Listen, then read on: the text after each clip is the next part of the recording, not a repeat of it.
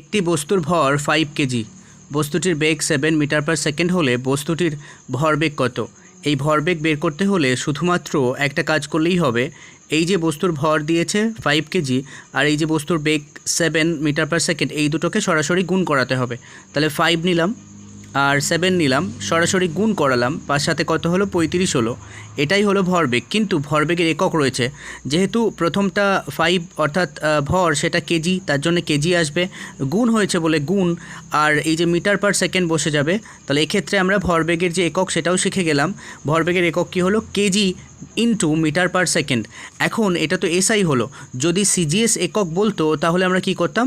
কেজিটা হয়ে যেত গ্রাম আর মিটারটা হয়ে যেত সেন্টিমিটার, আর পাশে যে সেকেন্ড রয়েছে সেটা সেকেন্ডই থাকতো, কারণ সময়ের এসআই এবং সিজিএস একক হচ্ছে সেকেন্ড। তাহলে এক্ষেত্রে এই অঙ্কটার উত্তর হলো কি 5 আর 7 সরাসরি গুণ করিয়ে 35 এলো, সঙ্গে ইউনিট বা এককটা আমরা লিখলাম।